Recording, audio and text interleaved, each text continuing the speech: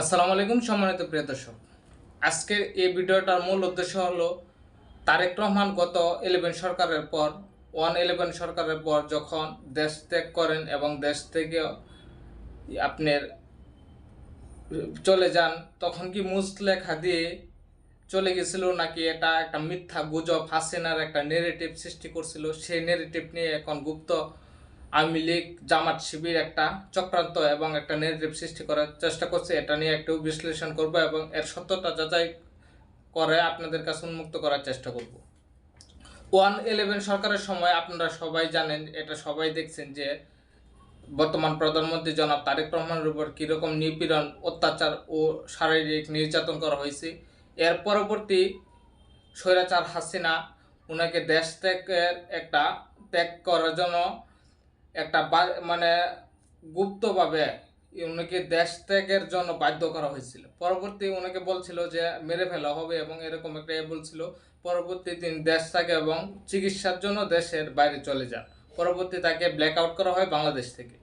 ওনার আইনজীবী কি বলছিল তখন, তাহলে শুনুন ওনার মুখ থেকে।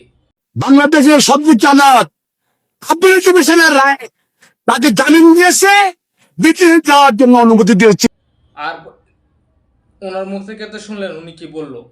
এখন বলেন, এখন বর্তমানে এখন উনি কি বলতেছে সংসদে, ওনার মুখ থেকে এখন বলেন। তার প্রচার করছে, আগের সরকার প্রচার করছিল, পার্লামেন্ট সেক্রেটারি বলেছি, রফিকুল হক তারেক রহমান সাহেব লয়ের ছিলেন, আমি লয়ের ছিলাম। সুপ্রিম কোর্ট আপিল ডিভিশনের নির্দেশে বিদেশি চিকিৎসার জন্য তারেক রহমানকে সুপ্রিম কোর্ট পারমিশন দিয়েছে। কোন মুচারিখানা সব ফ্রড, লয়ার হিসাবে ওনার লয়ার হিসাবে চ্যালেঞ্জ বলছে। ওনার মুখ থেকে যা শুনলেন তা তো সত্য নাকি?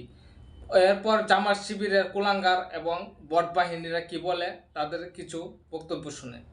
আরে বেটা, তোর বাপ তারেক রহমানের জন্য করাচিতে হইতে পারে, তোদের জন্য করাচিতে হইতে পারে, আমি বাংলাদেশের সন্তান। স্পষ্ট ভাষা বলছে তারা, তিনি নাকি মুচলেখা দিয়ে পালিয়ে গেছে, কিন্তু আমরা দেখতে পাচ্ছি যে ইতিহাস থেকে জানতে পারি যে তিনি মুচলেখা দিয়ে পালেননি, তাকে পালাইতে বাধ্য করা হয়েছে। এবং মুচলেখা যে দিয়েছিল, এবিলিটি দিয়েছিল, অথবা যেটাই সই দিয়ে উনি পালাইছে, আজ পর্যন্ত জামাত শিবির এবং স্বৈরাচার হাসিনার পেটোয়া বাহিনী বা কোনো কিছুই জামাত শিবির বলতে গুপ্ত আওয়ামী লীগ, তারা কিন্তু আজ পর্যন্ত কোনো এভিডেন্স দেখতে পারে নাই। কিন্তু আমাদের জননেতা জনাব তারেক রহমান, বর্তমান প্রধানমন্ত্রী বাংলাদেশ সরকারের, এখন কিন্তু তিনি অত্যাচার নিপীড়নের পর ওনার যে দেশ চালার যে আন্তরিকতা এবং সবার সাথে মিলেমিশে দেশের উন্নয়নের ক্ষেত্রে যা করতে আছে তা কিন্তু ব্যর্থ করার জন্য জামাত